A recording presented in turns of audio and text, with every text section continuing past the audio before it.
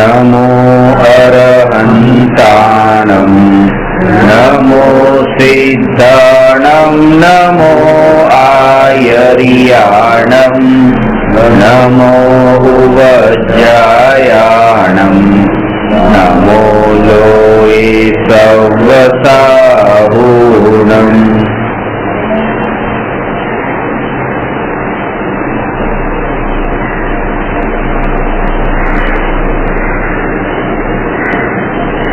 प्रश्न नंबर 244 मिथ्या बुद्धि એટલે શું? ગઈકાલે મિથ્યા બુદ્ધિની ચર્ચા કરી હતી. વસ્તુ સ્વરૂપ જેવું હોય એવું ન માનવું એનું નામ મિથ્યા બુદ્ધિ છે, એનું નામ મિથ્યાત્વ છે. બોલવું અને માનવું એ બંને વચ્ચે અંતર છે.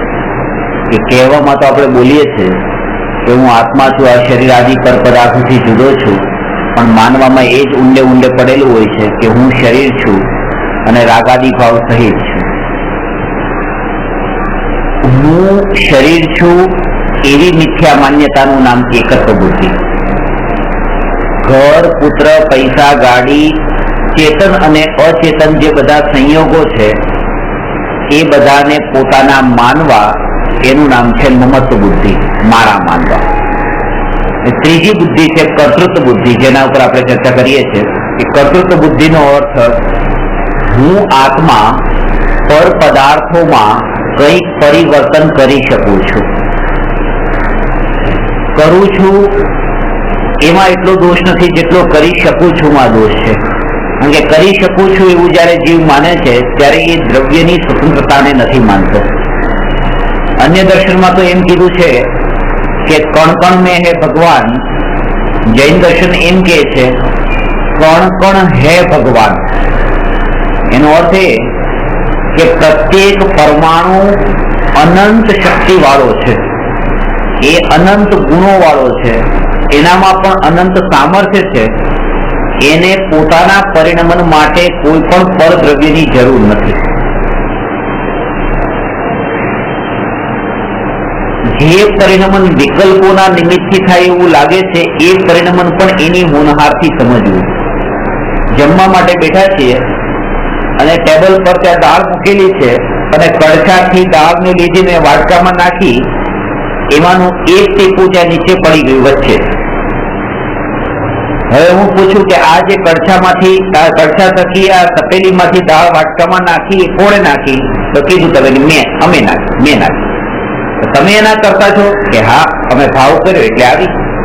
જો તમારા ભાવથી આટલી બધી દાળ આવતી હોય તો એક ટીપું તમે નીચે પડતા રોકી કેમ ન શક્યા? તમે કરી શકો છો ને, તમે આટલું પરિવર્તન કરી શકો છો તો એને કેમ ન રોકી શક્યા? આટલું કામ ન કરી શક્યા? ખાલી આટલું બધું કામ કર્યું તો આટલું કામ કેમ ન કર્યું? એનો અર્થ એ છે કે જે પરમાણુને ત્યાંથી વાટકા સુધી આવવાનું હોય એ પરમાણુ આવે છે અને જે ટીપું પડવાનું હોય વચ્ચે તો એ પડે છે, એને વિકલ્પો કામમાં નથી આવતા. અને બીજી રીતે કે એટલી ટીપું દાળ જે નીચે પડ્યું છે એને વગર વિકલ્પે પડ્યું ને, કોઈ ભાવ તો નતો કર્યો ને, પડે. તો એ જેમ વગર વિકલ્પે પડતું હોય તો ટીપાનો સમૂહ એવી જે દાળ જેટલી બધી આપણે વાટકામાં નાખી, આટલું ટીપું આટલી શક્તિશાળી છે, આટલું શક્તિશાળી છે કે વિકલ્પની એને જરૂર નથી. તો આ દાળને પણ આત્માના વિકલ્પની જરૂર નથી, એ પરિણમન પોતાની રીતે થાય છે. અને અહીંયા એ જ બતાવે છે કે દરેક વસ્તુ પોતાના સ્વભાવ અનુસાર પરિણમે છે. જેમ કીધું કે પાણી છે, પાણીનો સ્વભાવ વહેવાનો છે અને જે તરફ ઢાળ હોય એ તરફ વહેવાનો છે. એટલે હિમાલયથી ગંગા નદી નીકળે ને બંગાળની ખાડી સુધી પહોંચે તો એ ગંગા નદીને બંગાળની ખાડી સુધી વહેતી વહેતી કોણે પહોંચાડી? કોઈ નહીં, પોતાની રીતે પહોંચી. પોતાનો સ્વભાવ છે કે પાણીનો સ્વભાવ વહેવું છે, જ્યાં ઢાળ હોય ત્યાં વહેવું છે. હિમાલય તરફ ઊંચાણ છે ને બંગાળની ખાડી તરફ નીચાણ છે, તો પોતાની રીતે પોતાનો સ્વભાવ છે ને એ રીતે પરિણમી. હા, પ્રત્યેક પરમાણુ સ્વતંત્ર રીતે પરિણમે છે. કોઈ ચેતનના કોઈ વિકલ્પની એક પણ ભાવની જરૂર નથી. અને જીવ એવું માને છે કે મારા ભાવ વગર આ કેમ પરિણમે, એ ભાવનું નામ જ છે કર્તૃત્વ બુદ્ધિ. એનું નામ મિથ્યાત્વ છે. એ જ ખોટી માન્યતા છે. એ સંસાર પરિભ્રમણનું કારણ છે અને જીવને દુઃખ પણ એ જ છે. કોઈ કામ આપણે કરીએ છીએ એ કામ કરવાનું દુઃખ આપણને એટલું નથી જેટલું કામ મારે કરવાનું છે એના વિકલ્પોના બોજામાં આપણે દુઃખી થઈએ છીએ.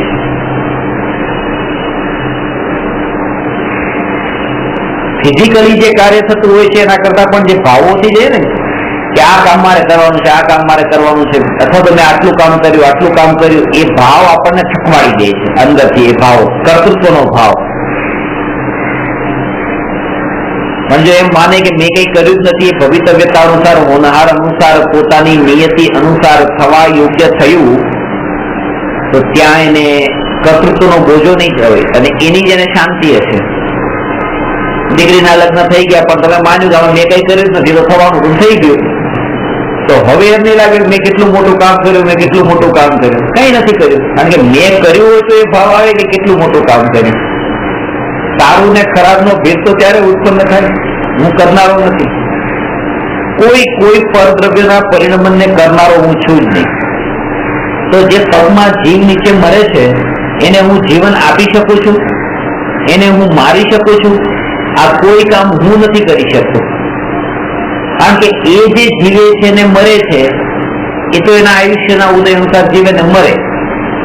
આયુષ્યના નિમિત્તે એનું જે આયુષ્ય છે તે જીવે છે મરે છે. આત્માની તાકાત નથી કે કોઈને જીવાડી શકે. આત્માની તાકાત નથી કે એ કોઈને ખવડાવી પીવડાવી શકે. આત્માની તાકાત નથી કોઈને મારી શકે, બચાવી શકે. એ આત્માની તાકાત જ નથી. જો આત્મા કોઈને બચાવી શકતો નથી, મારી શકતો નથી, તો પછી આપણે કોઈને બચાવવા માટેનો વિકલ્પ કેમ કરવો? કેમ કીધું શાસ્ત્રમાં નીચે જઈને ચાલજો, નીચે જઈને ચાલજો. બચાવી શકતો નથી તો પછી નીચે જઈને ચાલવાની શું જરૂર? તો કે એટલા માટે કે તમે એને બચાવી શકતા જ નથી, પણ બચાવવું છે એવો ભાવ તમને જે આવે છે એ તો તમે કરી શકો છો. અને જેને આવો ભાવ આવે છે એને આવી ક્રિયા પણ સહજ થાય છે. આપણો જે કંટ્રોલ છે, આપણી જે બાઉન્ડ્રી છે, એ બાઉન્ડ્રી પોતાના ભાવ પૂરતી છે, એની આગળ નહીં જોવાનું. જો જીવના ભાવ બચાવવાના હોય અને પાપના ઉદયથી એના આયુષ્ય પૂરું થવાથી એ જીવ મરી જાય તો પણ જેને બચાવવાનો ભાવ આવ્યો છે એને પુણ્યનો જ બંધ થશે, પાપનો નહીં. કારણ કે એના સામે જે કંઈ પણ થતું હોય, સામે જે કંઈ પણ પ્રકારનું પરિણમન થતું હોય એના કારણે મને કોઈ કર્મ ન બંધાય. પોતાના ભાવના કારણે જ મને કર્મ બંધન થાય છે. પોતાના ભાવનું પ્રયોજન છે.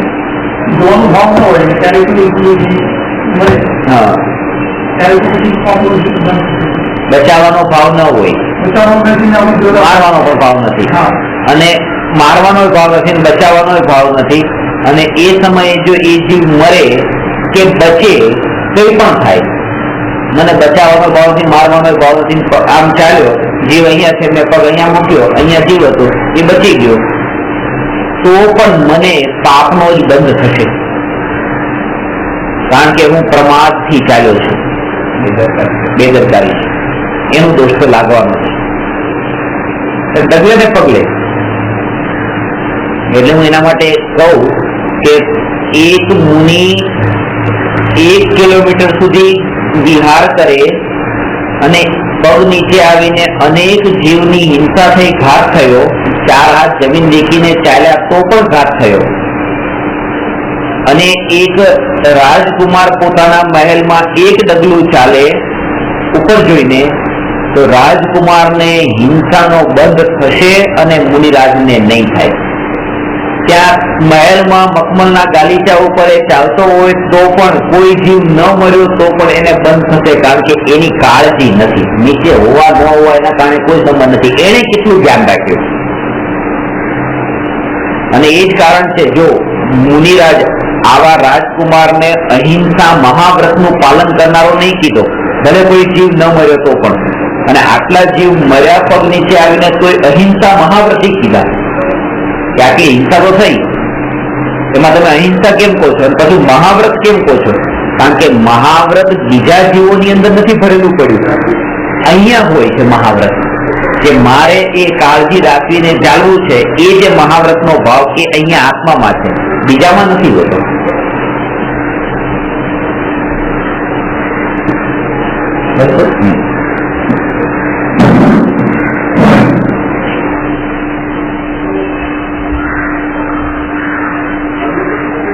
એટલે એવી રીતે કોઈ પહેલવાન છે ને પહેલવાનને થોડા મુક્કા માર્યા અને પહેલવાનને કઈ થયું જ નહીં તો આમને ઉભો છે, તો મારનારાને કોઈ હવે પાપને બંધાય એવું નથી. એને તો જેટલા ભાવ સમયે સમયે થાય છે એના બંધાય છે, તો સામાવાળાને એનો અસર થાય ન થાય એના ઉપર છે.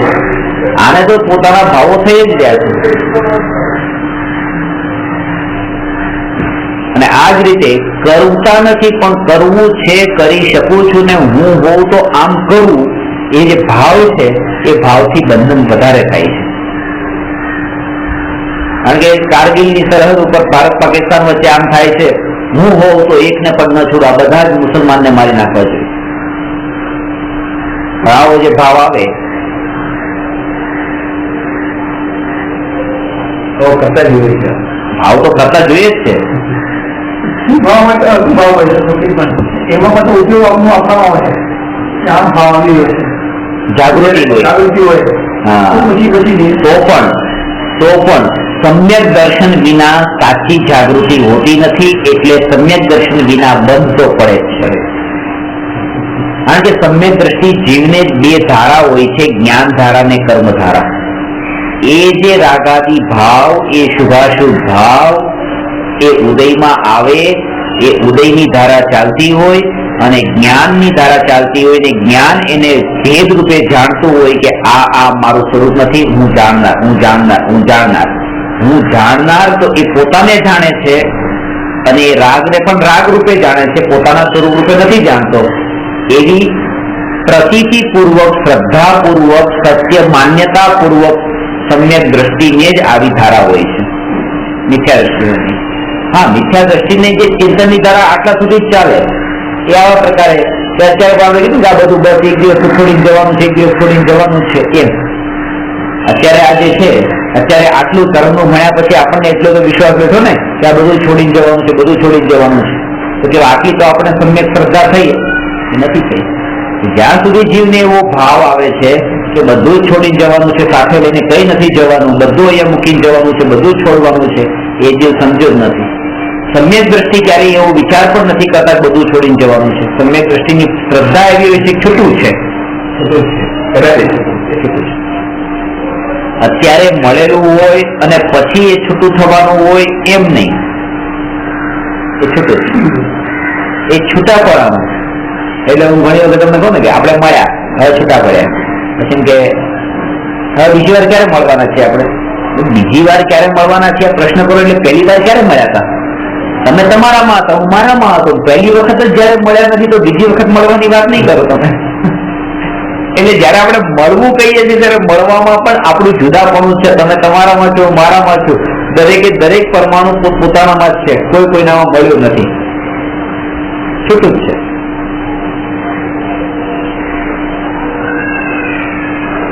એટલે એમ નહીં કે આ ભાવ પછી બધું આખી બધું આયા મૂકીને જવાનું છે, છોડીને જવાનું છે.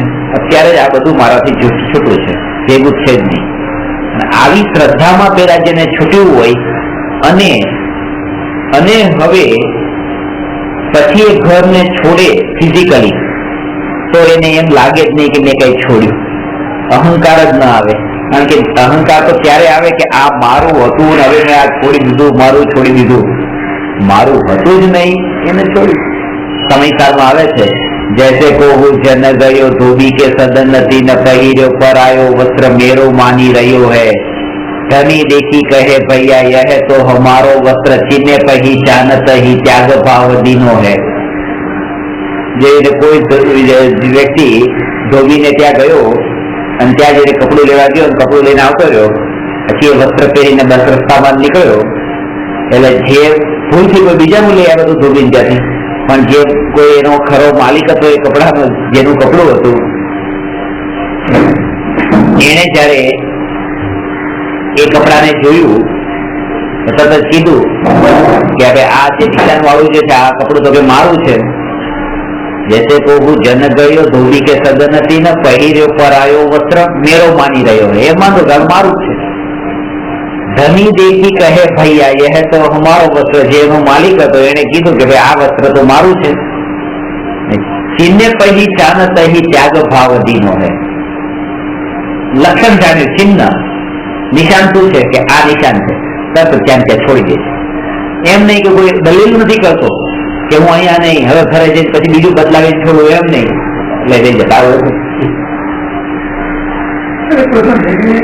દ્રવ્યની પ્રતિષ્ઠામાં તમે કીધું અવકર્તાવાદની જાડી દિવાલ હોય છે તો પછી જે ઉદ્ગત જે છે કામન વર્ગના એ આત્મામાં જે બળ આપણે કહીએ એ કેવી રીતે ત્યાં પણ આના જેવું છે કે તમે અને હું મળ્યા એવી જે કારમાણ વર્ગના આત્મા સાથે બંધાઈ છે બંધાવામાં પણ એની સ્વતંત્રતાની દ્રષ્ટિએ એની પરમાણુઓની દ્રવ્યની સ્વતંત્રતાની ચરમસીમાને દ્રષ્ટિએ જોઈએ તો ત્યાં આપણને જુદા જુદા છે જેમ કે એક ગ્લાસમાં દૂધ અને પાણી છે બે મળેલા છે આપણે કહીએ ને આત્મા અને શરીર કર્મ અત્યારે કર્મ બંધાયેલા છે આત્મા સાથે આમ કહીએ જુદા છે અકર્તાવાદી દિવાલ છે બે બંધાયેલા છે અને પછી એવું થાય છે પણ ખરું કે અહીંથી આત્મા નરકમાં જાય સ્વર્ગમાં જાય જ્યાં જાય ત્યાં કર્મની સાથે સાથે આત્માની સાથે જ જાય છે તો એ દિવાલ હોય તો સાથે કેમ જાય સાથે જવાનો અર્થ એમ નથી કે બંને એક થઈ ગયા છે બંને વચ્ચેથી દિવાલ હટી ગઈ છે दूध ने पानी बने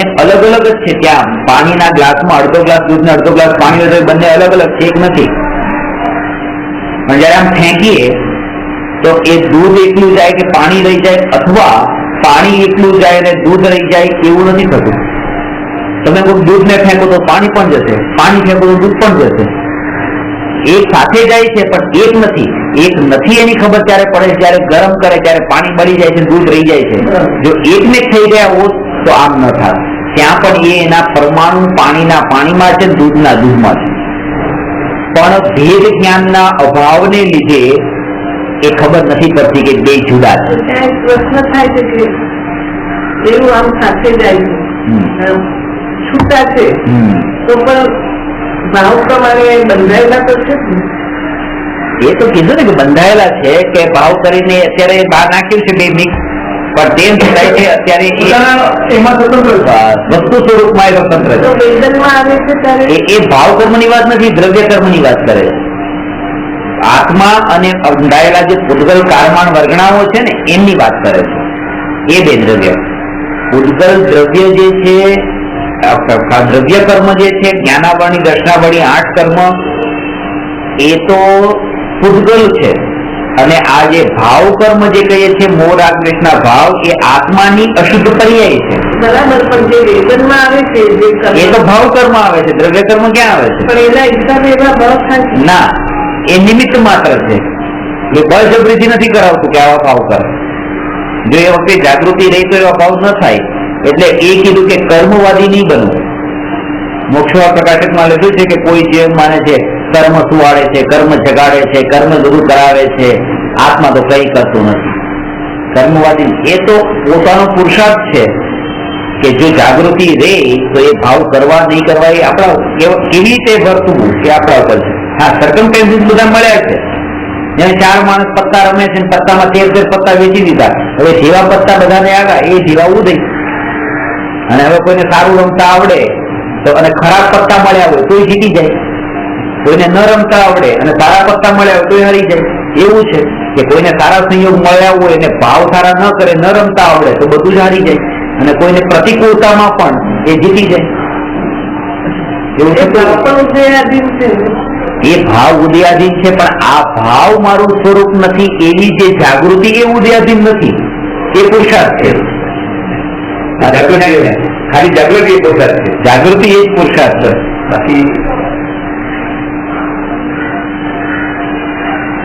દ્રવ્ય સ્વભાવમાં આ ભાવ નથી અને પર્યાયમાં છે એમ જાણે પણ દ્રવ્ય સ્વભાવમાં નથી એટલે એને દ્રષ્ટિમાં ન લે કારણ કે દ્રષ્ટિમાં એકલું દ્રવ્ય હોય પર્યાય નહીં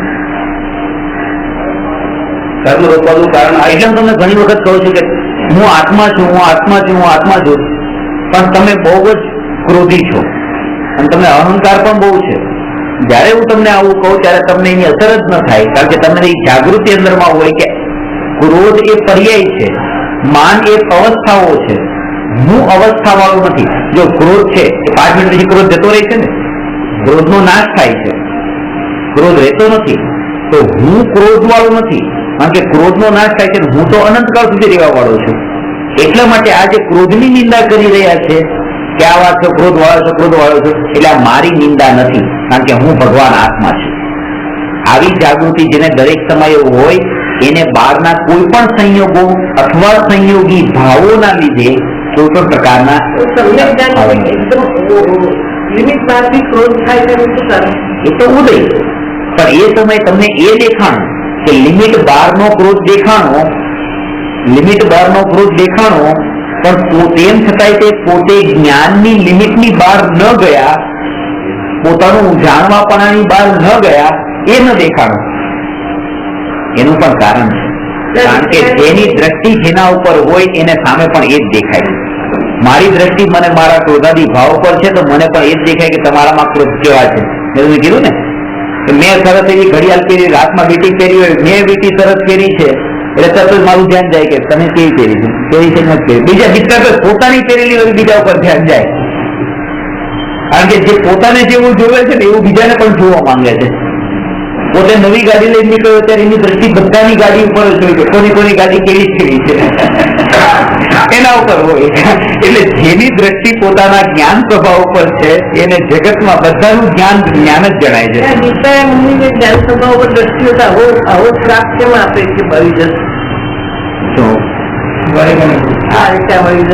એવો એટલો બધો લિમિટ બાર ક્રોધ કેમ એ તમને લિમિટ બાર લાગે છે, પણ એ સ્થિતિમાં ત્યારે એ મુનિ અવસ્થાના અંદર એને દોષ પણ લાગ્યો ને. પછી તમે એ જોયું પણ મુનિ અવસ્થામાં દોષ પણ લાગ્યો. દોષ લાગ્યો પણ એની સ્વભાવમાં દ્રષ્ટિ હોય તો આવો ક્રોધ જ કેમ આવે?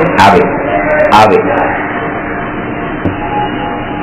ચોથા ગુણસ્થાનમાં યુદ્ધ લડવાના ભાવ આવે છે.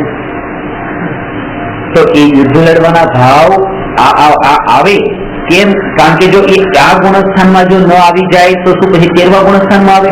અમુક કર્મ એવા હોય છે કે એ કર્મ ઉદયમાં આવ્યા વગર છૂટકો નહીં, અને એ ઉદયમાં આવે તો એના ભાવ એનાથી નિમિત્તથી ભાવ થયા વગર છૂટકો નહીં. તો એ ભાવ જો અત્યારે જ ન થઈ જાય તો પછી આગળ થવા પડે, અને આગળના ગુણસ્થાનોમાં એ માન્ય નથી આ ભાવ થાય, એટલે અત્યારે થઈ જાય તો ખોટું નથી. હા, પણ એટલે જ કહું છું કે છતાં હજી પૂર્ણ વિતરાગતાને પામ્યા નતા ને, એ તો દેશી હતા. એ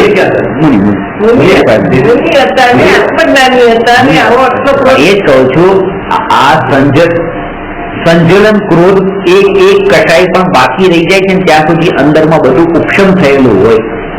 ઉપશમ થયેલું એ તમને હદબાર લાગે છે, કહું છું મર્યાદામાં છે. મને નથી લાગતું, કારણ કે જે સંજલન કટાઈનું સ્વરૂપ મેં સમજ્યું છે એ સંજલન કટાઈની બાઉન્ડ્રીની અંદર કે જે અપ્રત્યખાના વર્ણ, પ્રત્યખાના વર્ણ, અનંતાનુમતિ એની બાઉન્ડ્રીની અંદર જ થતા હોય છે. પેલા તો એટલે જ ને. અરે સૂક્ષ્મ લોભ જે પણ છે ને, જે 10મા ગુણસ્થાનના અંત સુધી એ ઉદયમાં આવીને ત્યાં પણ જે વિકલ્પો થતા હોય, 11 પહોંચી જાય ને આવો પાછું ઉદય આવી જાય કે પાછા 11 થી નીચે પડે છે ને, આના કારણે તો પડે જ. કારણ એનું એ છે કે ભાઈ આટલી સ્થિતિમાં આવી કે પાણી આટલું ચોખ્ખું થઈ ગયા પછી આ ગંદુ થયું ક્યાંથી? કે ચોખ્ખું થયું તો વાત સાચી, પણ બધો કચરો અંદર દબાયેલો પડ્યો હતો, બહાર નતો નીકળ્યો. એટલે દબાયેલો તો એ ઉપર આવવાનો છે.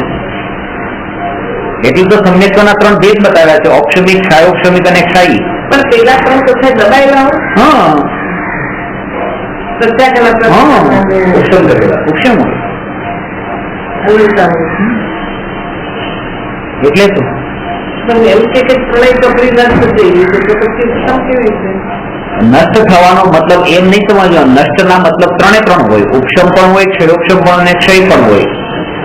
નષ્ટનો મતલબ ક્ષય જ નહીં લેવાનું. ત્યાં જ્ઞાની ને અનંતાનુબંધી ક્રોધમાં આવેલો અભાવ થઈ ગયો. અભાવનો મતલબ એ કે એના ઉદયનો અભાવ થઈ ગયો, ઉદય નષ્ટ થઈ ગયો. ઉદય નષ્ટ થવાનો અર્થ એમ નથી કે સત્તામાંથી જ નષ્ટ થઈ ગયા.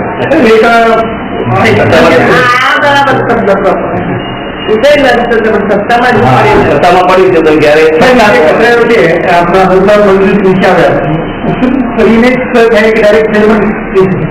ઓપ્શન થઈને ક્ષય થાય. એટલે જ કહું છું, આ સંજલન ક્રોધ એ એક કટાઈ પણ બાકી રહી જાય છે ત્યાં સુધી અંદરમાં બધું ઉપશમ થયેલું હોય. એ તમને હદબાર લાગે છે, કહું છું મર્યાદામાં છે. મને નથી લાગતું, કારણ કે જે સંજલન કટાઈનું સ્વરૂપ મેં સમજ્યું છે એ સંજલન કટાઈનું સ્વરૂપ અને ક્ષય તો ત્યારે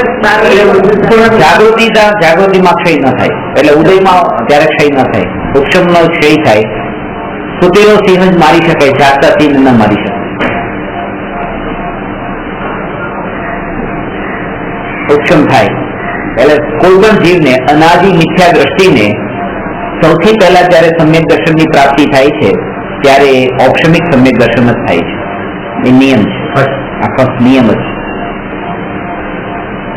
આ ત્રણે ઓપ્શન થયેલા હવે નષ્ટ ન થાય. બરાબર. કર્તૃત્વ બુદ્ધિમાં એ દૂધ અને પાણી બંને સ્વતંત્ર છે, મળ્યા નથી, અને ગ્લાસ પણ સ્વતંત્ર છે. હવે એમ કીધું કે દૂધ ફેંકો તો દૂધ ગયું અને દૂધની સાથે પાણી પણ ગયું, પણ ગ્લાસ અહીંયા જ રહી ગયું. એવી રીતે શરીર અહીંયા રહી જાય છે ગ્લાસની જેમ, અને આત્મા અને કર્મ એ જાય છે દૂધને પાણીની જેમ. અને જયારે મોક્ષ થાય ત્યારે આ કર્મ બળી જાય છે, એટલે આ પાણી બળી જાય છે, એકલું બળી જાય દૂધ માવો જામી જાય છે.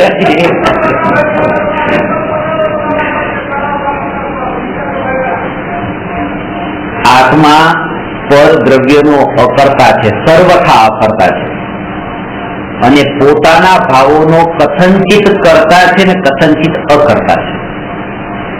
કથનચિત કરતા ને અકર્તા એટલા માટે કારણ કે અજ્ઞાન દશામાં તો પોતાના ભાવોનો કરતા છે અને જ્ઞાન દશામાં પોતાના ભાવોનો કરતા નથી. આ જે રાગ દ્વેષના ભાવ થાય છે, આ રાગ દ્વેષના ભાવનો કરતા કોણ? આત્મા કે નહીં? તો સમયસારમાં એમ કીધું કે આત્મા આ રાગ દ્વેષના ભાવનો કરતા છે, પણ કોણ? અજ્ઞાની આત્મા. અને જ્ઞાની આત્મા રાગ દ્વેષના ભાવનો કરતા નથી. તો એનું કારણ બતાવ્યું કેમ, બે માટે અલગ અલગ કેમ. તો કે છે અજ્ઞાની પોતાને રાગ દ્વેષનો કરતા માને છે એટલે કરતા છે, અને જ્ઞાની પોતાને રાગ દ્વેષનો કરતા માનતો નથી એટલા માટે રાગ દ્વેષનો કરતા નથી. હવે વાત સમજવાની કે જો અજ્ઞાની રાગ દ્વેષનો કરતા પોતાને માને છે એટલે કરતા છે, અને જ્ઞાની રાગ દ્વેષનો કરતા પોતાને માનતો નથી એટલે પછી એ કરતા નથી. તો જો અજ્ઞાની એમ માની લે કે હું રાગ દ્વેષનો કરતા નથી, તો ચાલે એવી રીતે કે ચાલે? કે જયારે અજ્ઞાની એમ માની લે કે રાગ દ્વેષનો કરતા હું નથી, ત્યારે પછી અજ્ઞાની હતી, પછી જ્ઞાની થઈ ગયો, અને જ્ઞાની થઈ ગયો તો જ્ઞાની તો રાગ દ્વેષનો કરતા નથી. ભાવથી જ કરતા છે. અને એની ખબર પડે છે કે આ ભાવો આપણા ઉદય અનુસાર છે, એ આપણે લાવી નથી શકતા ખેંચી તાણીને કોઈ પણ ભાવને. જે ક્રોધ કરવાના, માનના ભાવ, એ ભાવ આવે છે, અને આવે છે ત્યારે એને રોકવાની કોશિશ કરીએ તો રોકાતા નથી. આપણે પોતાના ભાવોને રોકી શકીએ, પોતાના વિકલ્પોમાં ફેરફાર નથી કરી શકતા, તો બીજાના વિકલ્પોમાં ફેરફાર કરવાનો જે વિકલ્પ છે એ જ ખોટો છે.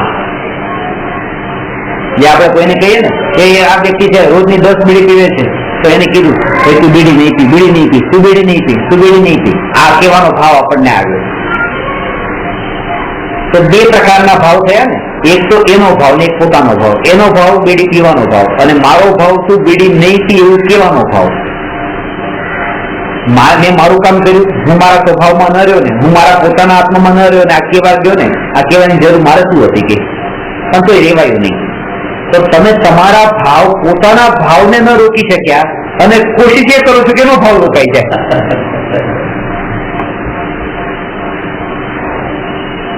અને ખરેખર એવું બનતું પણ નથી. ના તમે એના ભાવને રોકી શકો, ના આઈના ભાવને રોકી શકો. કારણ કે એનો જે ભાવ એ પણ ઉદય અનુસાર છે, અહીંનો ભાવ પણ ઉદય અનુસાર છે. એ જે ઉદય અનુસાર વિકલ્પ જે ઉઠે છે એ જ છે. અને આમાં મારું કઈ નથી, હું અલગ જ બેઠો છું, અને આને માત્ર દૂરથી જાણી રહ્યો છું, આ ભાવને. એટલે તમે કીધું એની કાફી અલગ. એની જે બીડી પીવાના વિકલ્પ એનાથી તો મારે કોઈ સંબંધ નથી, પણ તું બીડી નહીં પી એવું કહેવાનો જે વિકલ્પ છે એની સાથે મારે સંબંધ નથી. કારણ કે એનો એ વિકલ્પ પણ ઉદયથી, એના ઉદયથી. મને આ વિકલ્પ થયો એ મારા કર્મના ઉદયથી. આત્મા જે જાણનાર દેખનાર જે હું એને આની સાથે કોઈ સંબંધ નથી. કારણ કે હું નિત્ય, અને આ તું બીડી નહીં પી એવું કહેવાનો જે વિકલ્પ એ અનિત્ય. હું અનિત્ય નથી, હું નિત્ય છું. આ અનિત્ય એવા વિકલ્પનું મરણ છે, મારું મરણ નથી. એટલે ઘણી વખત આપણે એમ માનતા હોઈએ કે કોઈ દાન દેવાનો વિકલ્પ આવ્યો, મેં દાન આપ્યું, તો દાન દેવાનો ભાવ આવ્યો હતો ને, એ ભાવ તો હવે રહ્યો, એ તો આવ્યો ને, એ વખતે આવ્યો તો હવે નથી આવતો, વારંવાર થોડો આવે છે.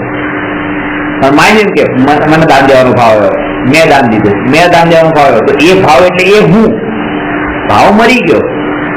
જે એમ માને છે કે મને દાન દેવાનો ભાવ આવ્યો, એ સુસાઇડ કરવાનું પસંદ કરે છે, જાણી જ મરવાનું પસંદ કરે છે, કારણ કે ભાવ તો મરી જાય છે આ બધા. અને પછી એમ માને છે કે આ ભાવ એ હું, એટલે એનો મતલબ કે મારે મરવું છે. એટલે જેને મરવું ન હોય એને આ કોઈ પણ ભાવમાં હું પણ નહીં કરવું. એટલે અનિત્ય ભાવને નિત્ય માન્યા, અનિત્ય ભાવને જ હું પોતાના રૂપે માન્યા. અને હજી પણ એ ભાવ હજી વાગોળે છે, જે ભાવ એક ક્ષણ માટે ન જતો, મરણ કરી જ જાય છે.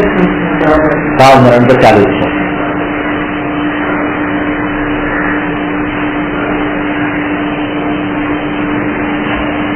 અને આ રીતે બધામાં લેવાનું, પોતાનામાં જ નહીં. જેટલા જીવોને ભાવ આવે છે બધા જીવોના, કે કોઈનામાં પછી દ્વેષનો ભાવ ન આવે. દાઉદ ઇબ્રાહીમ ત્યાં કે પાકિસ્તાનમાં બેઠો બેઠો કે અહીંયા આટલા બોમ્બ ધડાકા કરાવે છે, આવું કેમ કરતો હશે, આવું કેમ કરતો હશે, એને કેમ સદબુદ્ધિ નહીં મળતી હોય, આવો વિકલ્પ જ ના આવે, કારણ કે એમાં એ કોઈ જવાબદાર નથી.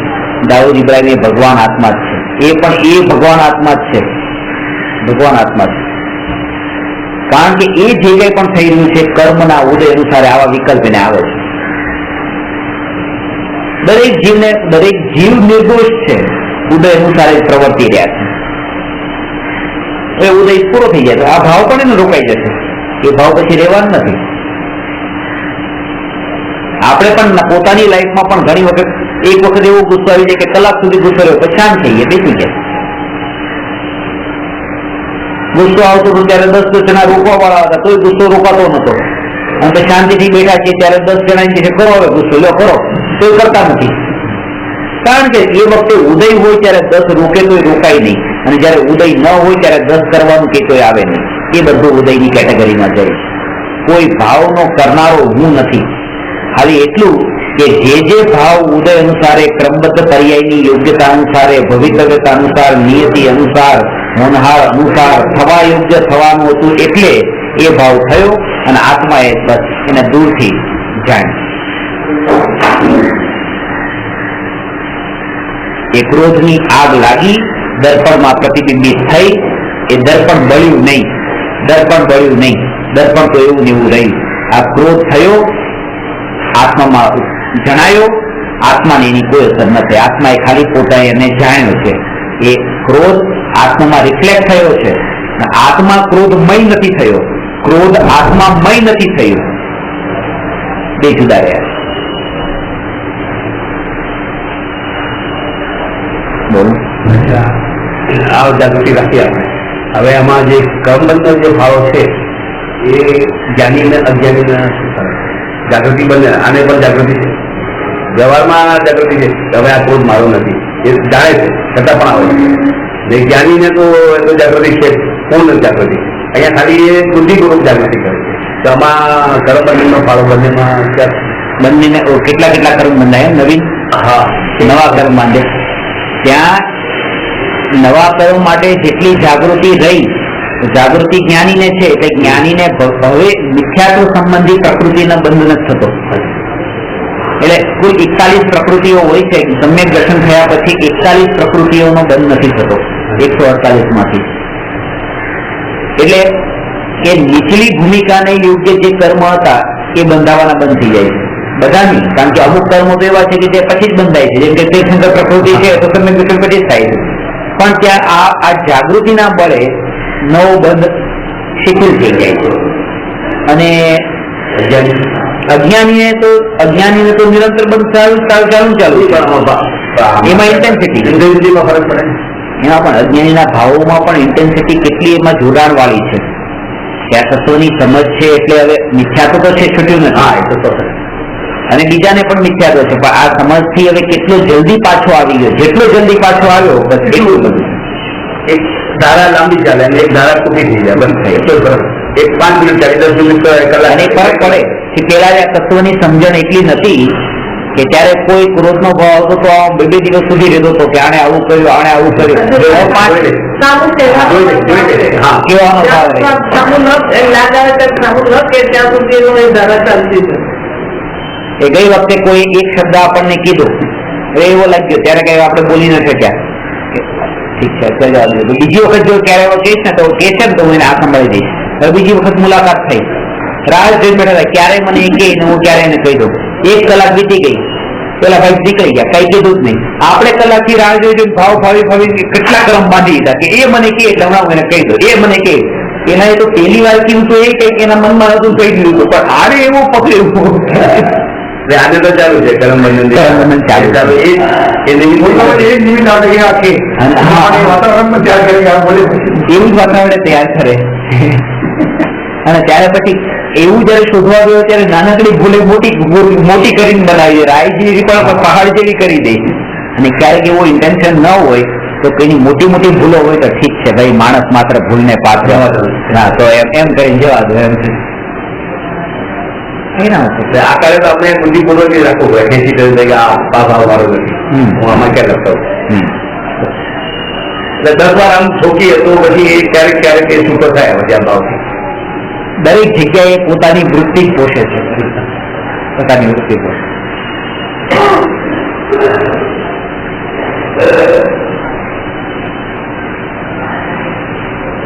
અને બે ભાવ એવું નથી, ઉદયમાં એક ભાવ છે પણ બેકીના ભાવ જે સત્તામાં પડ્યા છે.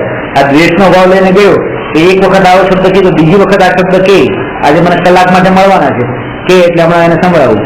અડધો કલાક સુધી રાહ જોઈએ, હજી કીધું નથી, ક્યારના રાહ જોઈએ છે. બહુ જ ભાવ છે. હવે ક્યારે સંભળાય છે. ત્યાં પછી પેલા ભાઈ સામેથી કીધું કે મારે તમને છે ને આજે એક ઈચ્છા છે, 1 લાખ રૂપિયા આપવા છે, તમે રાખો ગિફ્ટ તરીકે મારા પર. તો પૂરો ભાવ બદલાઈ ગયો. હવે પછી પૂરેપૂરો હવે એ જે છે ને, કારણ કે એ ભાવે અંદર લઈને ગયો તો અંદર હતો. એ એવું નથી કે ખાલી સંભળાય તો દ્વેષનો ભાવ જ લઈને ગયો એમ નથી, રાગનો ભાવ પણ અંદર લઈને ગયો છે. બધા ભાવ ખર્ચક અંદર વૃત્તિઓમાં પડેલા છે. જેવા નિમિત્તો આવતા જાય એવા એ ભાવ ઉભા થાય છે. એ ભાવ ઉભા થાય.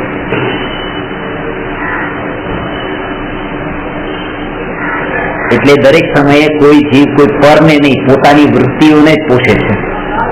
એને અંદર પડેલી હોય એ શક્તિ એ વખતે કોઈ આપણે જે કંઈ પણ કરીએ છીએ એ કોઈ બીજાના માટે કરતા નથી, પોતાની વૃત્તિને પોષવા, પોતાના રાગને પોષવા કરીએ છીએ. પોતાના માટે કરીએ છીએ, પોતાના માટે. એટલે છોકરાને ભણાવ્યો, મોટો કર્યો, છોકરા માટે કઈ નથી કર્યું, છોકરા માટે નથી કર્યું. એ જે ભાવ તમને આવ્યો ને મારે છોકરાને ભણાવવો છે, તમે તમારી ડિઝાયર્સને, તમે તમારા ભાવને તે ફૂલફિલ કરવા માટે જ તમે આ કર્યું છે, એના માટે કઈ નથી કર્યું. થોડા સુધી ભણાવ્યો પછી ઉઠાવી પછી બિઝનેસમાં લગાવી દીધો. દીકરા માટે તમારે ભણાવ્યો તો પછી હજી ભણાવો હતો ને કે ના હવે મારી ઈચ્છા એવી બિઝનેસમાં લગાવી. એટલે પહેલા પોતાની ઈચ્છા પૂરી કરીને હવે પોતાની ઈચ્છા જ પૂરી કરી.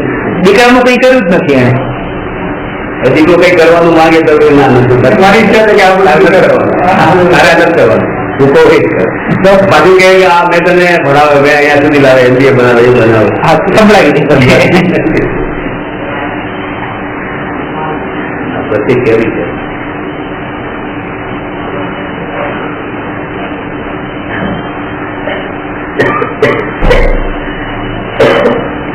આમ સ્વતંત્ર જ પરિણમન. હવે દીકરા મા બાપે દીકરાને જન્મ આપ્યો, દીકરાના ભલા કરવા માટે જન્મ આપ્યો. દીકરાને મોટો કરવું, મારે એક કોઈ સામાજિક કામ કરવું છે કે ચલો એક જીવને મારે તારવો છે એટલા માટે છોકરાને જન્મ આપ્યો, એવું છે? પોતાના કામ વિકાર ભાવને પુષ્ટ કરવા, પોતાના સંસારને બહારથી વ્યવસ્થિત રીતે ચલાવવા, એ પોતાના ભાવને તે જે થાય એ પોતાની વૃત્તિ પોષવા માટે આ કરે છે. પોતાના છોકરા સાથે રહેવું છે એટલે પોતે આ છોકરાને ઉત્પન્ન કર્યા. એવું થોડું છે કે પછી છોકરાના માટે કલ્યાણ કરવા એને મોટા કર્યા છે. એટલે દરેક જીવ પોતાના ભાવને જ પોષે છે.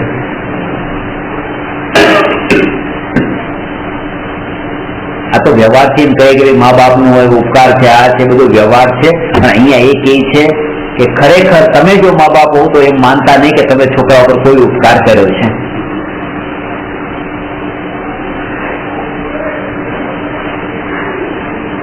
તમે એનું કઈ નથી કર્યું તો પેલા તો એ જ કે તમે છોકરો આવે છોકરી આવે એના માટે તમે શું કર્યું?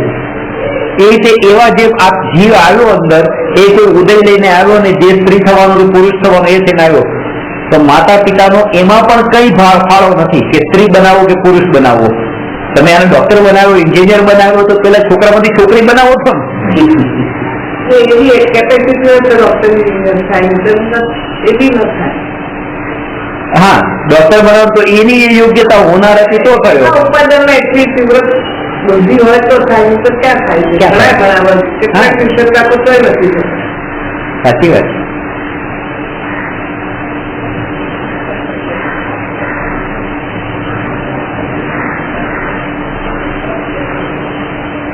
જે કંઈ પણ ચાલે, પરિણમન થાય, ગમન થાય, બધું સહજ કીધું.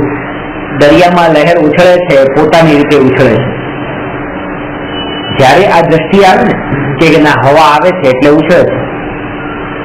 હવાને કોણ લાવે છે?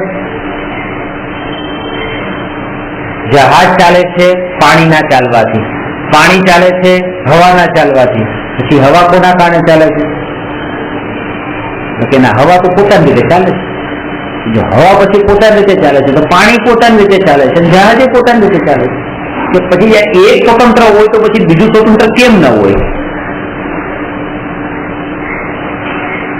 અહીંયા કહે છે કે તમે આ વસ્તુને આની સાથે જોડો નહીં, આને આનામાં રહેવા દો, આને આનામાં રહેવા દો, અને આનામાં, કારણ કે દરેક વસ્તુ પોતપોતાનામાં જ છે અને પોતે પોતાની રીતે પરિણમન કરે છે. આ વસ્તુ આટલો ભાગ મેં ઉંચક્યો એટલે આ બધા પરમાણુ અહીંયા આવી ગયા એમ નહીં. આ ભાગની સાથે આની તે એવી હોનહાર હતી, ક્યારેક આ તૂટી જાય તો આટલો ભાગ પછી આમ જાય, બીજો ભાગ આમ જાય ને એ ત્યાં પછી આ જે પરમાણુની જેવી હોનહાર હોય એ રીતે પછી પોતે ગતિ કરે છે. આ પણ જેમ આપણે અલગ અલગ જગ્યાએ હતા અને અત્યારે આ પંખીના મેળાની જેમ ભેગા થયા, આ રીતે મેળાની જેમ ભેગા થયા પાછા આ છૂટા પડવાના છે.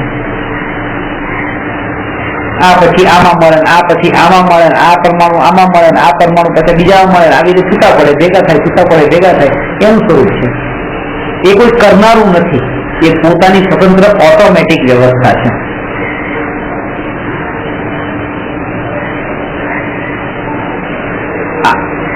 જગતનું સ્વરૂપ ઓટોમેટિક છે અને આજના જનરેશનમાં વધારે વિશ્વાસ ઓટોમેટિક મેનેજમેન્ટ ઉપર વધારે છે.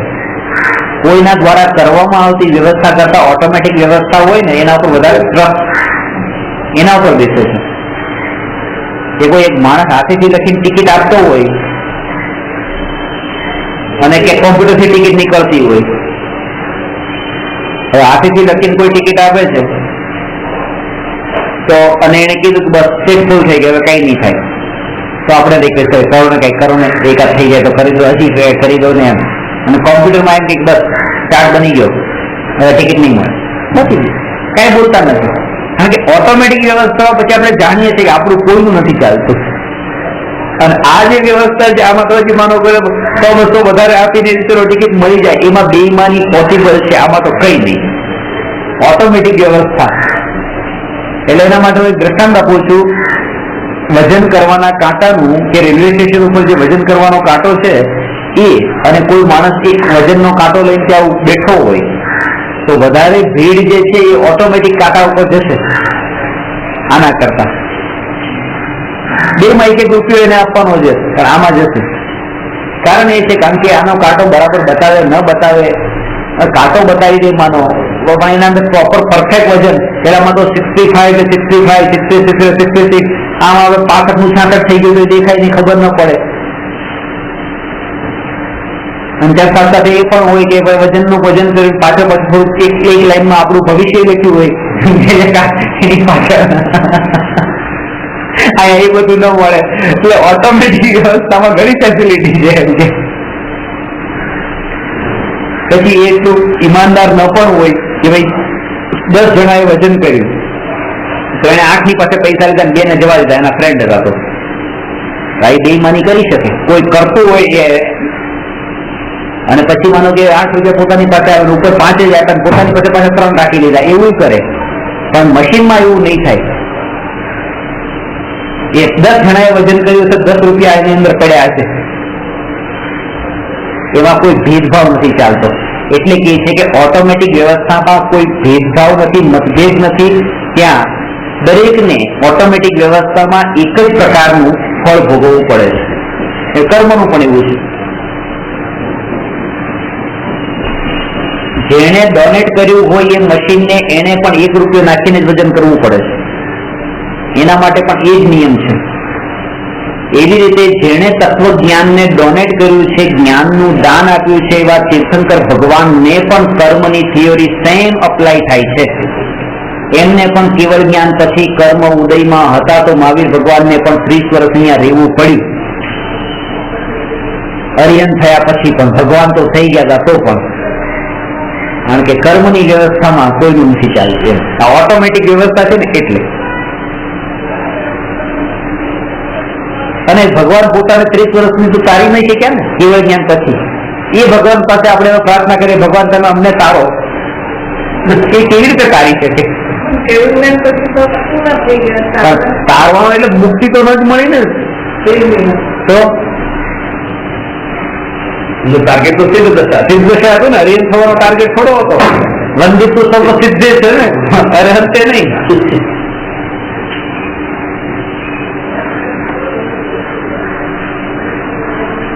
પોતે પોતાને જે ન તારી શકે બિફોર ટાઈમ, એ હવે આપણને કેવી રીતે તારી શકે? એટલે આપણે પોતાના પુરુષાર્થથી કરી શકીએ. એટલે પોતાનું કરતાપણું પોતાનામાં જ ઘટિત થાય છે, પોતાની બહાર ક્યાંય.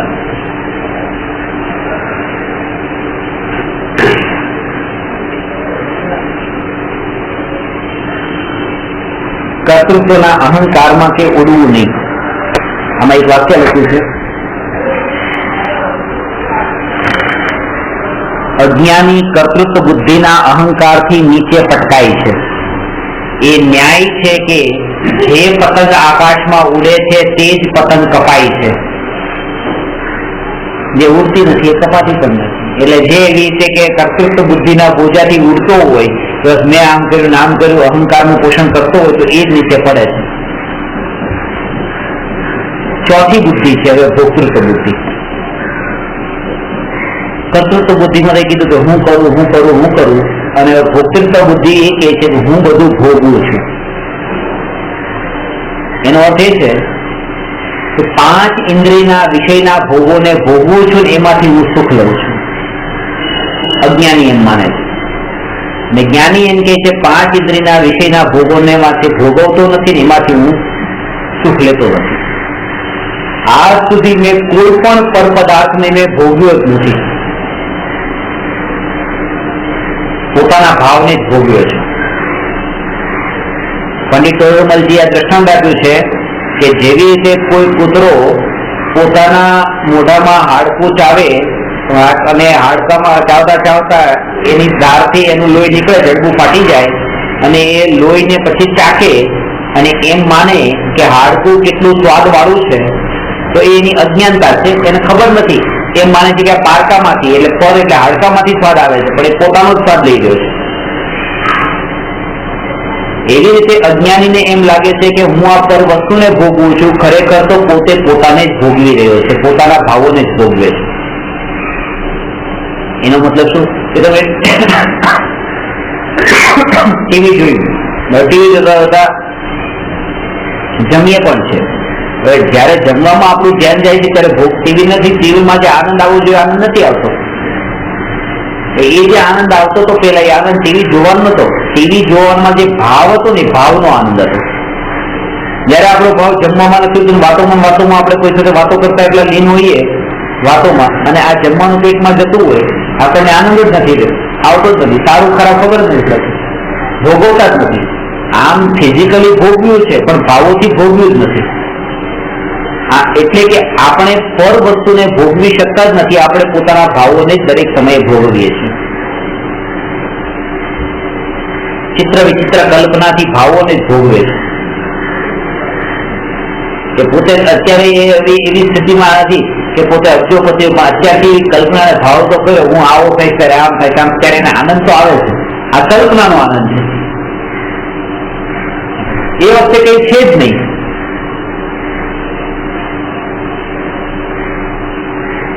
તમે ભાવોનું જાણ જવાની ક્યાં પ્લાનિંગ હોય, પ્લાનિંગ કરતા હોય એમાં એટલો આનંદ આવે, ત્યાં જવામાં આનંદ નથી હોતો, નથી આવતો. તૈયારીમાં જેટલું મજા આવતું હોય. બરાબર છે. કારણ એ છે કારણ કે અહીંયા જયારે હોઈએ છીએ ત્યારે આપણને જવાનો ભાવ હોય છે, અને ત્યારે ત્યાં જ્યાં હોય ત્યાં પાછો આવવાનો ભાવ હોય છે. તો પાછા આવવાના ભાવમાં આપણને આનંદ ના આવે, જવામાં જ આનંદ હતો ને. આનંદ તો જવામાં ન હતો, અને ત્યારે તો પછી કારણ કે જે સ્થિતિમાં છીએ એ સ્થિતિનો ભાવ નથી, આપણને કોઈ બીજાનો ભાવ છે. હંમેશા જોજો, આપણે જમતા હશું ત્યારે વિચાર બીજા કરતા હશું કે પછી મારે અહીંયા જવું છે, આ ભાઈને મળવું છે, અને એ ભાઈને મળવા જઈએ ત્યારે આપણે વિચાર કરતા બસ પછી આવીને મારે જમી લેવું છે. જયારે જમવાનું હોય છે ત્યારે વિચાર બીજાનો હોય છે, બીજા કામ કરવા જાય ત્યારે જે સ્થિતિમાં આપણે કાર્ય કરતા એ સ્થિતિમાં આપણી એ જાગૃતિ નથી, કોઈ બીજા વિચાર ચાલતા હોય છે. આને વિકલ્પોની જાળ કીધી છે, લગામ નથી.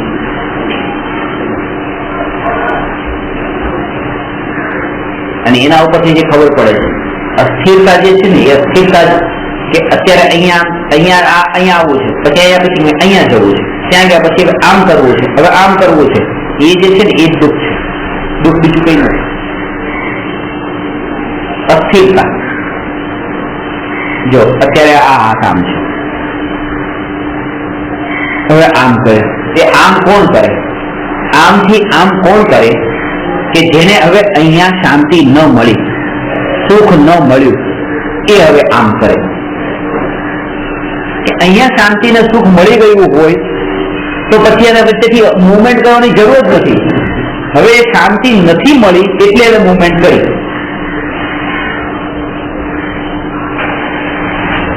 શાંતિ નથી એ જ મુવમેન્ટ. હવે ભારત થી અમેરિકા ગયા તો અહીંયા શાંતિ નથી ને, હવે અમેરિકા થી ભારત આવ્યા તો ત્યાં શાંતિ નથી એટલે તો મુવમેન્ટ કરી. આ મુવમેન્ટ એ બહુ મહત્વનું છે કે જે આપણે મુવમેન્ટ કરી એનો મતલબ કે જે સ્થિતિમાં હતા ત્યાં શાંતિ નહીં મળી. અને એ જ કારણ છે કે સિદ્ધશિલામાં બિરાજમાન થયા પછી મુવમેન્ટ નથી, કારણ કે મુવમેન્ટ થાય કે શાંતિ પ્રગટ થઈ ગઈ. અશાંતિ હોય તો હજી વલી કરીને આ બાજુ આટો મારે એકાદો. અનંત સુખ પ્રગટ થયા પછી, અવ્યાબાદ સુખની પ્રાપ્તિ થયા પછી મુવમેન્ટ જ નથી રહી. અને આપણું દરેક અત્યારે આમ જ, પછી આમ છે, પાછું આમ જ, પાછું આમ છે. આ જ અશાંતિ છે. અને બધાની એ સ્થિતિ એમ માની બસ અહીંયા જ મારે જવું છે, મને અહીંયા સુખ મળશે, સુખ મળશે જ. હોલિડેઝ માટે જવું છે ત્યાં સુખ મળશે. એરપોર્ટ પર નહીં કે અમેરિકા જવું છે, અમેરિકા જવું છે, એટલા ભાવ કરીને અમેરિકામાં સુખ છે ને છે. અમેરિકાના એરપોર્ટ પર ઉતર્યા ત્યાં તે જે ફ્લાઇટમાંથી ઉતર્યા હતા ત્યાં લોકોનું ટોળું જોયું, એ ફ્લાઇટમાં ઇન્ડિયા આવવાના હતા, એમ માનીને કે ઇન્ડિયામાં સુખ મળશે હોલિડેઝ માટે. આ અહીંયા ભાગે છે, બીજો અહીંયા ભાગે છે, ત્રીજો આમ ભાગે, ચોથો આમ ભાગે, બધા એક થતું હોય.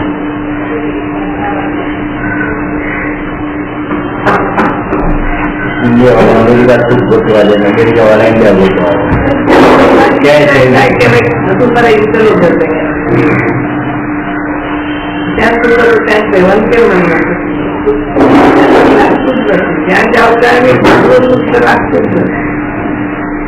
ત્યાં પણ લાગતું હોય પણ પાછું પૈસામાં સુખ લાગતું હોય કે હવે વધારે પૈસા ન ખર્ચાઈ જાય, ભાઈ ચાલો પાછા. એટલે સુખ ક્યાંક ને ક્યાંક પાછું લાગે તો છે, સુખ બુદ્ધિ છોડી નથી કે ચલો અમેરિકામાં સુખ નથી એવું નહીં. અમેરિકામાં સુખ તો છે પણ હવે આ પ્લાનિંગ આપણું અઠવાડિયાનું જતું પછી હવે શું કરીએ, હવે બજેટમાં પછી રહેવું પડે, હવે પૈસા ડોલરમાં આપવા પડે. ઘણા કારણ સુખ બુદ્ધિ તો હજી પગમાં પડેલી જ છે, અમેરિકામાં નહીં તો પૈસામાં પડેલી છે. ત્યાં કેવલું એક રૂપિયામાં યુરોપમાં ત્યાં ખાતા વિચાર કરે કે કેલું થાય એવું ખાઈએ કે આપણે ઇન્ડિયામાં પાછું ખાઈ લેશે ત્યારે એક રૂપિયામાં મળે, અહીંયા પાછળ કરીને એવું મતલબ એ ખબર પડે. જયારે આપણે એ જ છે હવે માનો અહીંયા જે આપણે જમતી વખતે માનો અચાર મંગાવ્યો, લીલા મરચા સાથે મંગાવ્યા, જમવા ગયા, હવે ત્યાં લીલા મરચાનું જે બિલમાં લખેલું આવે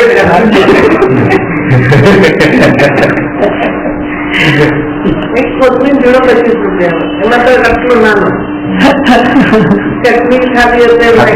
लोग पवन जाएंगे आधा भूखा रहेंगे. मैं यूरोप में जाओ बड़ा देखोगे 70 55 बड़ा हीरो है तो वो देखेगा कि 1 किलो में 2 किलो जाओ तो क्या चलना किलो नहीं खाओ जरा खाकरा अपना खाई वो अपना खाई पड़ेगा इन तरह से आदमी में सब चीजें छोड़ दिए इंडिया में आवे तो પછી यहाँ भी केला नहीं करता सस्ती चीज है खाई वो खाइए अपने कहीं एप्पल खाइए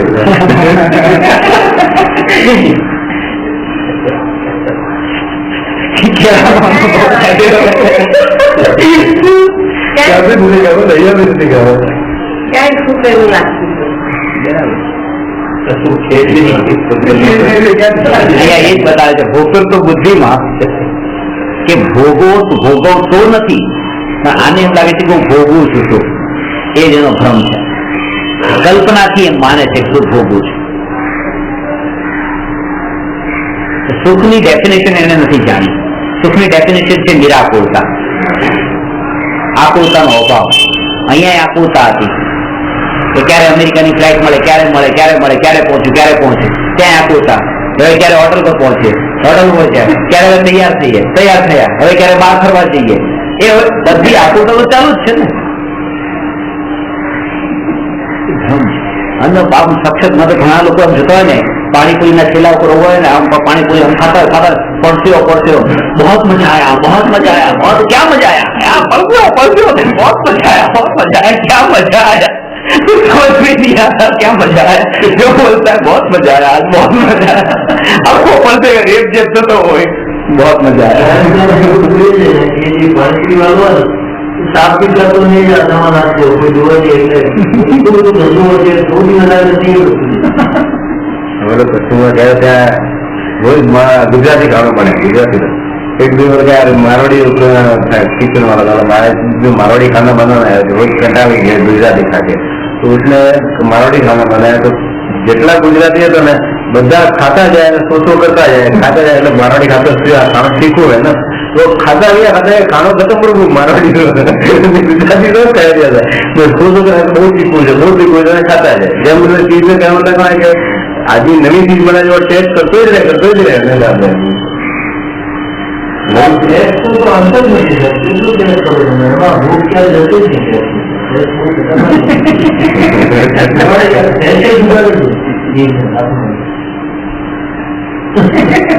ખાલી ખાવ ગલી છે ને ખાવ ગલીમાં ઓલા પાવભાજી બનાવે ને હું તો નીકળવાનું થાય એટલે પાવભાજી બનાવે પાવભાજી પેલું પહેરેલું હોય બનાવતી હોય કાંઈ છે હા એ હવે એના ઉપર થોડી ભાજી લાગેલી હોય હવે પેલા એ ઓર્ડર કર્યો ભાજી ખરાબ થઈ ગયેલી અને પાવ એક પડ્યો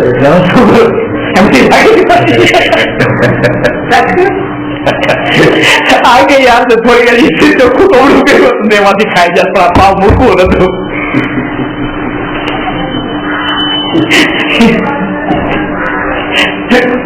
कई बार छोड़ नहीं के हाँ पाव ना पैसा है वाले पाव का मुझे वो भाजी से निकल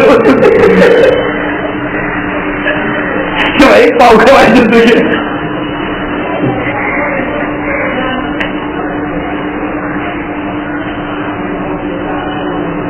આ વૃત્તિઓને પડી છે ખાવાની ભોગવવાની સુખ લેવાની ત્યારે એ બધું જ ભૂલી જાય એ અને પછી ખાઈ લીધું પછી આપણને કેટલા ખોટા ભાવ કરી નાખ્યા આવા ભાવ આટલા નતા કરવા તીવ્ર આટલા તીવ્ર ના કર્યા તો સારું હોય એવું ખાધા પછી એમ કે ભાઈ એવો વિચાર આ તત્વ સમજ્યા પછી હવે આ વિચાર તત્વ વાળો તો જાય જ નહીં ત્યાં હવે તત્વ વાળા જાય रोजे का हमारी उम्र एमनी उम्र भाव आवे પછી ખાવા જઈએ કઈ જ જાય ખાતું એવું ના આવે એમ વાત આ બધા ફોરેનમાં આવે તો રાતના 12 વાગ્યા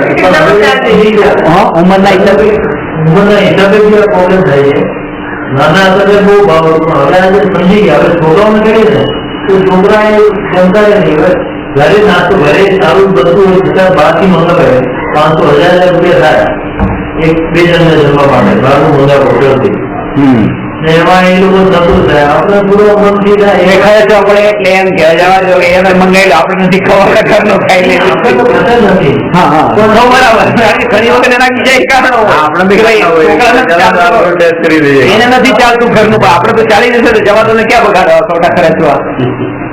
આપણે સારું નથી લાગતું. એ લોકો બહારથી મંગાવે છે, આપણે સારું નથી લાગતું. બહારથી કેવું ગંદુ બધું આવે ગમે તેવા માણસ ટેસ્ટ હોય છે ગંદી ચીજ ભલે કેટલી પણ એને જો ટેસ્ટ હોય એ લોકો બર્ગર કહો કે પીઝા કહો કે એમાં શું છે બધું પણ એકચ્યુઅલ ટેસ્ટ જ એવું બધા હોય દિમાગો બેસે છે એ લોકોને ટેસ્ટ જ મળતો બસ છે. જયારે વિકાસ જયારે સમજે બધું કે આ શું છે બધું બતાવવું છે ત્યારે પછી જયારે આપણે રોટલી તો નામ ભૂલી જશે, બ્રેડ ખાતર થઈ ગયું. અમુક ઉંમરમાં આ વસ્તુ સમજાતી નથી.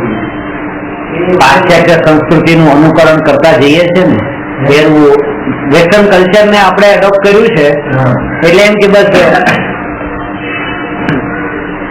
વેસ્ટર્નમાં બધું બ્રેડ જ મળે છે એટલે મળતી નથી. નાસ્તા સવારના બ્રેડ બપોરે બ્રેડ બધું બ્રેડ જ મળે છે.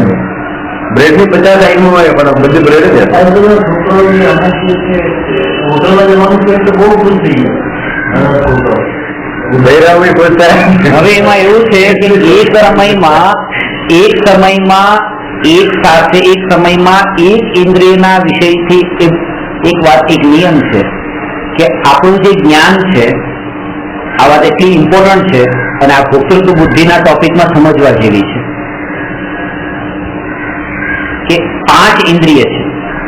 સ્પર્શન ઇન્દ્રિય એટલે સ્પર્શન ઇન્દ્રિય તો સ્પર્શ આખી ચામડીનો જે આખા બોડીમાં બધે સ્પર્શ થાય છે આપણને ઠંડી ગરમ હવા કે રીતે એ સ્પર્શન ઇન્દ્રિય, રસનેન્દ્રિય, જીભ, ઘ્રાણ ઇન્દ્રિય નાક, ચક્ષુ ઇન્દ્રિય આંખ અને કર્ણ ઇન્દ્રિય કાન. આ 5 ઇન્દ્રિય છે. એ 5 ઇન્દ્રિયમાંથી કોઈ એક ઇન્દ્રિયના નિમિત્તથી એક સમયમાં એક પદાર્થની કોઈ એક પર્યાયનું અલ્પ જ્ઞાન થઈ શકે એવી વર્તમાન જ્ઞાનની નબળાઈ છે.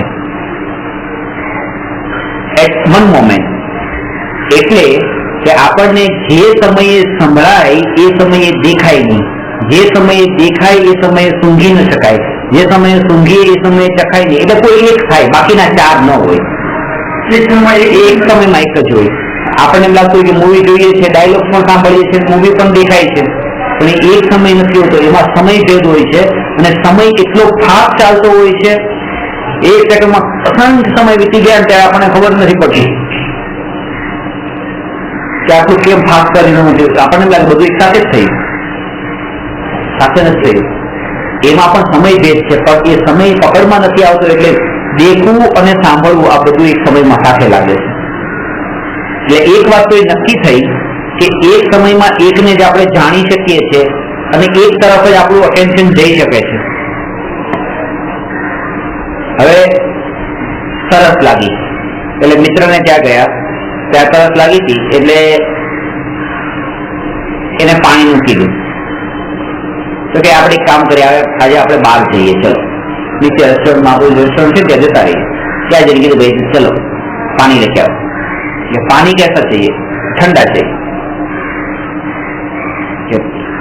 ठंडा तो लेके आना ही, उसमें शुगर भी डाल देना, नींबू भी डाल देना, नमक भी डाल देना, तो शरबत बना के लेके आ जाए. शरबत लेके आ जाए. पानी पीना है उससे शरबत पी लेते और शरबत मंगाइए. क्या फ्लेवर मुझे तुझे? तो गुलाब, गुलाब में शरबत पी लेते. केवा रंग? गुलाबी रंग. ये पीता था क्या मजा नहीं आती, मन नहीं लगती. आम जो टैप હતું બ્રાન્ડ જો ટેપ ચાલુ કરી દે, મ્યુઝિક તો ચાલુ રહ્યું અને ત્યાં આ શરબત પીધું અને વાર આવી ગયો. ત્યાં એને આ શું કર્યું છે એમ લાગે આ શરબત પીને બહાર આવ્યા છે, પોતાની તરત छिपाવીને બહાર આવ્યા છે, પણ એમ નથી. આ 5 ઇન્દ્રિયના વિષયના ભોગોને ભોગવીને બહાર આવ્યા છે. તરત જ પેલા કીધું ઠંડુ લાવ. સ્પર્શેન્દ્રિય એમ કહે છે કે મારે ઠંડુ જોઈએ, રસનેન્દ્રિય એમ કહે છે મારે મીઠું જોઈએ, ઘ્રાણેન્દ્રિય કહે છે મારે સુગંધિત જોઈએ, ચક્ષુઇન્દ્રિય કહે કે ગુલાબ જેવું ગુલાબી જોઈએ, ગુલાબી રંગનું, અને કર્ણેન્દ્રિય એમ કહે છે મ્યુઝિક ચાલુ કરો. એક સમયમાં એક જ ને જ ભોગવી શકે. જે સમયે એના ગુલાબી રંગને ભોગવી એ સમય બાકી ચારને નહીં, જે સમયે મ્યુઝિકને ભોગવી એ સમય બાકી ચારને નહીં, જે સમયે એના રસને ભોગવે ત્યારે બાકી ચારને નહીં, એકને ભોગવે. ભોગવી શક્યો એકને, અને કર્મ એને બાંધી નાખ્યા પાંચેયના એક સાથે. આ વાત સમજવા. આપણાથી ભોગનું કામ એકનું થતું હોય છે, પણ ચિત્ર વિચિત્ર કલ્પનાઓ અને અનેક ઇન્દ્રિયોના વિષયોના પોષણને પોષીને બધા જ કર્મ એક સાથે બંધાય એવું નહીં કે એક સમયમાં એક દેખાણ તો એને એકનું જ એકને ભોગવું એટલે એક જ ઇન્દ્રિયનું કર્મ બંધાય એમ નહીં. એની વૃત્તિઓ તો હતી બધાને એક સાથે ભોગવી ગઈ, અને વૃત્તિ ભોગવ્યું એકને અને બાંધ્યા બધાના કર્મ એક સાથે. એક સમયમાં એક જ ભોગવે, પણ વૃત્તિમાં પાંચ એને ભોગવવાની વૃત્તિ પાંચેની છે, એટલે બંધન એને પાંચેયનું થશે. અને ઇવન છઠ્ઠું પણ મનના નિમિત્તથી વિકલ્પો કરી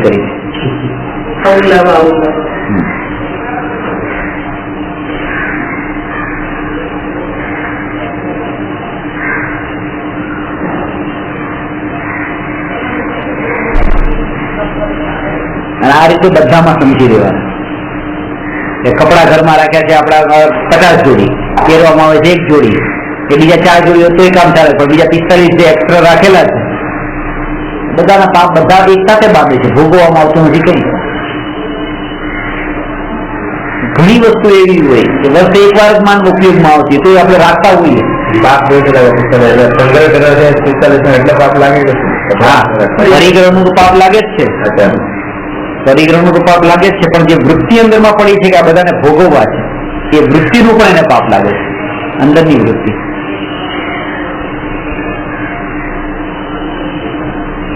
અને એટલા માટે ત્યાં મર્યાદા બતાવી કે વસ્તુને ગણીને ખાય ને કેમ કરે, બાકીમાં હવે એમાં એને અનલિમિટેડ નથી, લિમિટમાં આવી ગયો છે. આટલી તો એની વૃત્તિ બાકી કંટ્રોલમાં રાખીએ.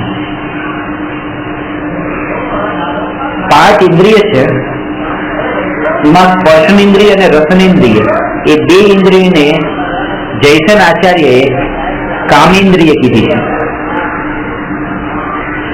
અને ચક્ષુ ઇન્દ્રિય, ઘ્રાણેન્દ્રિય, ચક્ષુ ઇન્દ્રિય અને કર્ણેન્દ્રિય એને ભોગેન્દ્રિય કીધી છે. 2 ને 3. કામ એટલે સ્પર્શ અને રસને એ કામેન્દ્રિય, અને ઘ્રાણેન્દ્રિય, ચક્ષુરેન્દ્રિય અને કર્ણેન્દ્રિય એ ભોગેન્દ્રિય.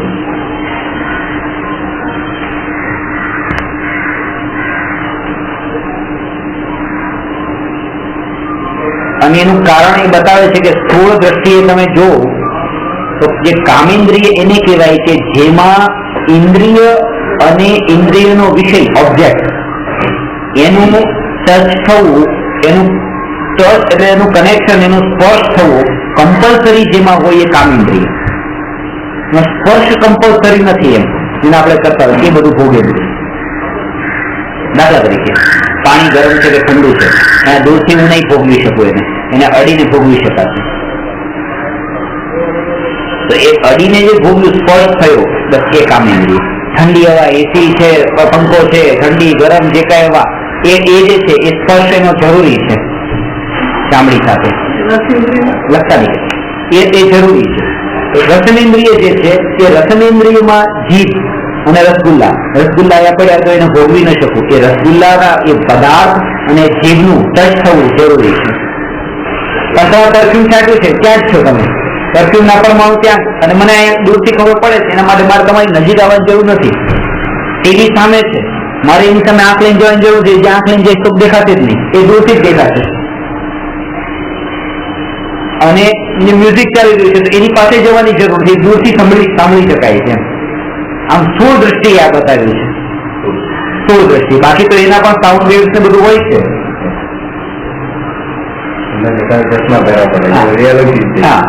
એમ કે આ 2 ઇન્દ્રિય કામેન્દ્રિય અને આ 3 ઇન્દ્રિય ભોગેન્દ્રિય, ઘ્રાણ, ચક્ષુ અને કર્ણ. આમાં શું થશે? કામને ભોગવું. હા, એ સચિન દર્શન અને બીજું એનું એક જે છે એ બતાવું છું. કામેન્દ્રિય જે છે એ એક જ છે, આખું બોડી, સ્કિન, મનપીસ, જીભ 1, નાક 2, આંખ 2 અને કાન 2, ભોગેન્દ્રિય 2 હોય.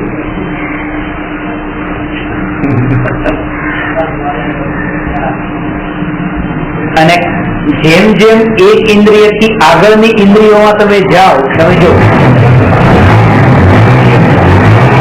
આખું શરીર તો એક આ સિંગલ પીસ છે, પછી એનાથી આ જીભ અને નાકમાં તમે જો ત્રીજી ઇન્દ્રિયમાં પછી જેમ આગળ જાઓ એટલે આ 2 થયા, એકના 2 થયા ને, એકના 2 થયા એટલે એનો વિસ્તાર વધ્યો. 2 નાક વચ્ચે જેટલું અંતર છે એના કરતા 2 આંખ વચ્ચે વધારે અંતર છે. અહીંયા ખાલી દિવાલ જ છે, અહીંયા થોડું વધારે અંતર છે, અહીંયા એનાથી વધારે અંતર છે. એટલે વિશાળતા જે છે ને આ વધતી જાય છે. એટલે જેમ જેમ આગળની ઇન્દ્રિયો, જેમ 3 ઇન્દ્રિય કરતા 4 ઇન્દ્રિય વાળાનું જ્ઞાન વિશાળ, 4 થી પછી 5 ઇન્દ્રિયનું વિશાળ, એ વિશાળતા પણ એની વધતી છે.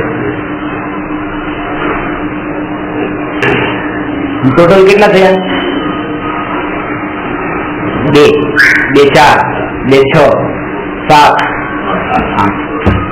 8 પાંખડી વાળા ફૂલેલા કમળ જેવું અંદરમાં મન છે, જે શું કામ કરે છે કે જે આ 8 ઇન્દ્રિયો જે છે એ જે દેખે છે એના ઉપર પછી એ વિચાર કરે છે. વિચાર કરવામાં નિમિત્ત બને છે મન, જેમાં આંખો અને કાન નિમિત્ત બને છે જાણવા માટે, એનું નિમિત્ત બને.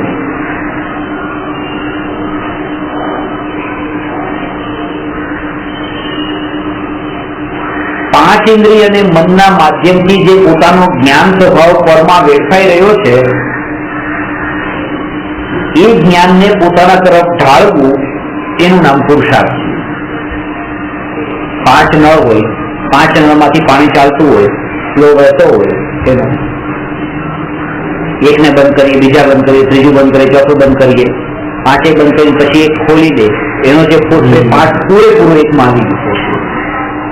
જ્યારે નિર્વિકલ્પ આત્માની અનુભૂતિ થાય છે, સ્વસંવેદન પ્રત્યક્ષ આત્માનો અનુભવ થાય છે, એ સમયે 5 ઇન્દ્રિયોમાં, જેમ અત્યારે આંખથી પણ મારું જ્ઞાન બહાર જઈ રહ્યું છે આ બધું દેખવા માટે, કાનથી પણ જઈ રહ્યું છે આ બધું સાંભળવા માટે, તો એ જે બેઠાઈ રહેલું જ્ઞાન હતું એ બધું રોકાઈને એ પૂરું જ્ઞાન સ્વભાવ તરફ જાય છે, અને એ જ નિર્વિકલ્પ અનુભૂતિનું કારણ બને. એનો પુરુષાર્થ કીધો છે. 5 નળ બંધ કરીને એક જગ્યાએ ફોર્સમાં કરે. નિર્વિકલ્પ અનુભૂતિ દશાની દશા અલગ છે.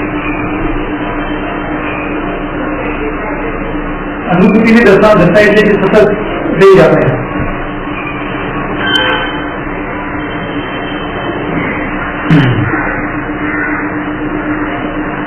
ધ્યાનમાં બેસવા માટે એકાંતમાં બેસવાનું, આંખો બંધ કરીને બેસવાનું એમાં એવું છે, આંખો બંધ કરીને બેસવાથી પણ સામેનું નહીં દેખાય એવું નથી.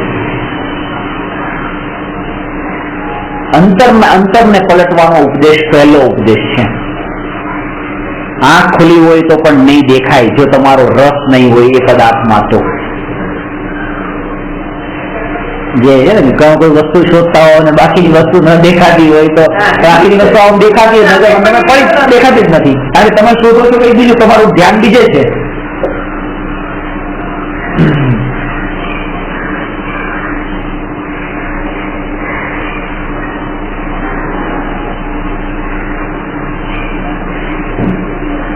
ઘણા લોકો કર્મ બાંધવામાં વધારે કઈ રીત છે કે એનાથી કર્મ વધારે? જો એવું છે કે કોઈ પણ ઇન્દ્રિય હોય મહત્તા એના ભાવની છે. પહેલી વાત આપણે મનને સૌથી વધારે ખતરનાક કીધું, મન ચંચળ, 5 ઇન્દ્રિય પછી છઠ્ઠું મન, પણ ભાવોની મુખ્યતા છે. પણ એ વાત તમને બતાવું કે જૈન દર્શનમાં આ 5 ઇન્દ્રિયોમાં સૌથી વધારે કંટ્રોલ રાખવાનો જે ઉપદેશ આપવામાં આવ્યો હોય તો રસનેન્દ્રિય ઉપર આપ્યો છે. જીભ.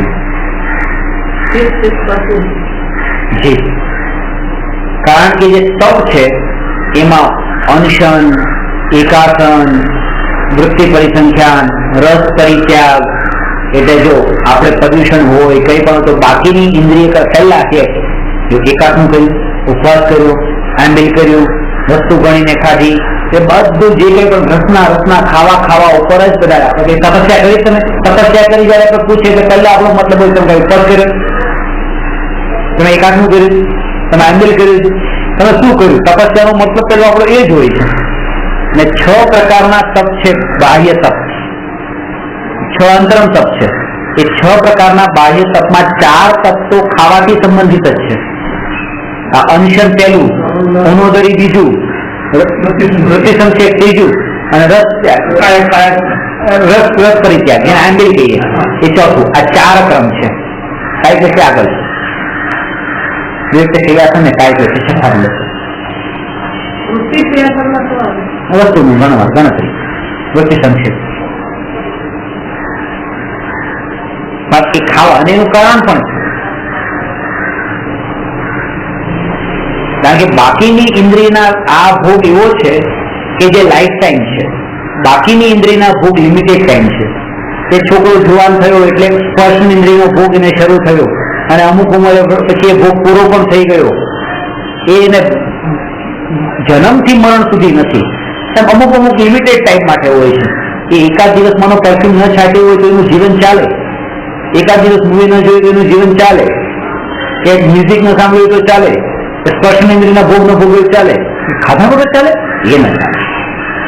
એ તો જન્મથી લઈને મરણ સુધી જેને એને કમ્પલસરી ભોગ માન્યો છે એના વગર જીવન કેવી રીતે ચાલે? અને જેના વગર જીવન ન ચાલે એવું જગત માને છે, જૈન દર્શન કહે છે કે અમે એને છોડવાનો પેલા આપીએ છીએ. હા, અને બીજું કારણ એ છે કે એ બાળકનો જેવો જન્મ થયો ત્યારે તેને કઈ ફીવર આવે ને, ગોળ સુધી ફીવર આવે ને, અને મરે ત્યાં સુધી મરે ત્યાં પણ પથારી પડ્યો ત્યારે ગંગા જળ કે બાપરના ચૂડા કરીને કઈક ને કઈક એ છેલ્લેમાં મરતી વખતે પણ એને કઈક ખબર આવે તો છે જ તેમ કે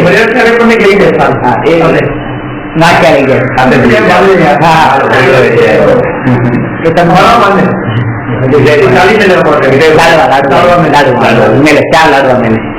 ચારે બાજુ એટલે આ તો જાનવર થાય તો હાથમાંથી પગમાંથી 4 લાડવા પાછો ભૂખે તો પાછો ના આવે, ભૂખો થઈ ગયો પાછો આવી ગયો. આવું છે તો કેમ તો અરે આવું એટલે આ અજ્ઞાન છે, આ લોકોનું અજ્ઞાન છે. અરે એમ તો એ ઠાઠડીને બાંધે પણ છે. શું કામ બાંધે છે?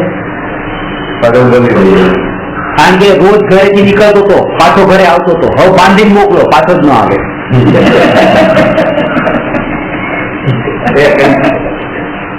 કાઢો આમે નહીં કે આપણે જાવ અમે કાઢો કાઢી ગયા, આમને કાઢવાના છે. કાઢો ત્યાં ઉભા રહે છે સ્મશાનમાં. બહારથી વખતે ત્યાં પુરુષો એ જ્યાં સુધી મળે ને ત્યાં સુધી બહાર ત્યાં ઉભા રહે, પાછો આવે તો ઘરમાં પૂરેપૂરો બાળી નાખો, પૂરેપૂરો બાળી નાખો, પૂરેપૂરો બાળી નાખો. પણ રચકણી એના ત્યાં કર્યા છે, રાગ પડી છે ને, હજી ઉડીને ઘરમાં નહીં, એને દોણીમાં એને ઘડામાં ભરી દો, છે ગંગા નદીમાં પધરાવેલું છે. એનો એક રચકણ પણ આ ઘરમાં પાછું ન આવવું જોઈએ. એટલે એક આ ટાઈટ લખ્યું છે મરણ કા હરણમાં કે તેરે બાદ તેરા ક્યાં હોગા, એટલે એમ કે તેરા એના શરીર તું અત્યારે જેને માને છે તારા તું હાલ કરવાના છે, તું જેને તું તારા માને છો બધાની ખબર હશે છતાં બી મરવાનું ખબર છે, આ રીતે મારે છે બધું તે બીજી એવી ખબર છે માન નથી મરવાનું. એવી જ સમજે મારે નથી મળવાનું, હું નથી મળવાનો ક્યારેય.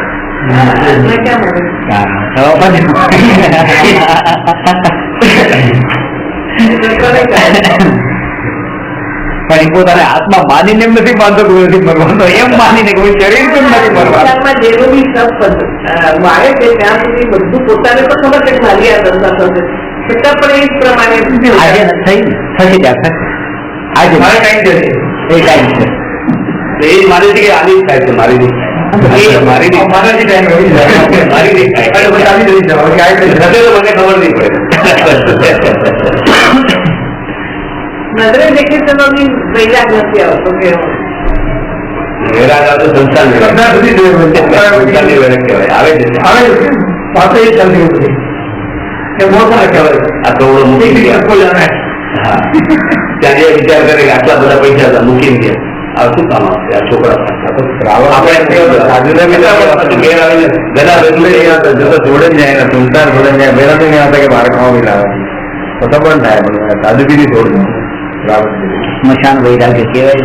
સ્મશાનમાં પણ વૈરાગ્ય નથી. મોટા ભાગની ઉઘરાણીઓ સ્મશાનમાં પતી જાય છે. અને ક્યાંય ન મળે સ્મશાનમાં મળી જાય.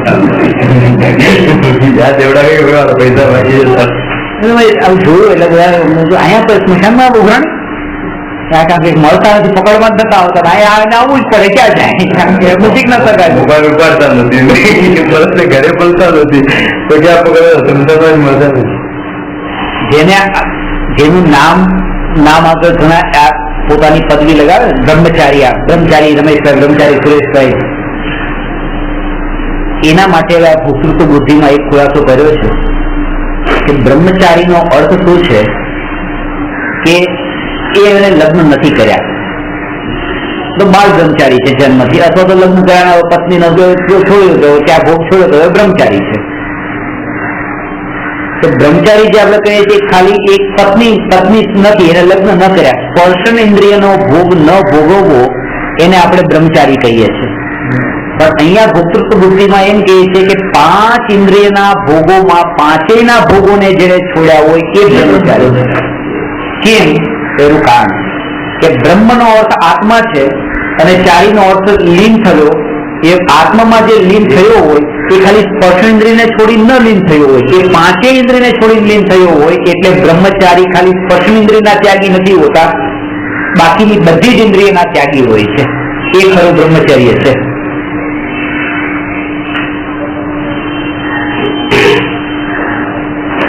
આ 4 પ્રકારની બુદ્ધિ થઈ છે. હજુ એક બુદ્ધિ છે જેનું નામ છે બ્રહ્મ બુદ્ધિ, અને બીજી એક બુદ્ધિ છે જેનું નામ છે જ્ઞાતૃત્વ બુદ્ધિ. આ 2 બુદ્ધિની ચર્ચા હજી આવતી વખતે આપણે કરશું.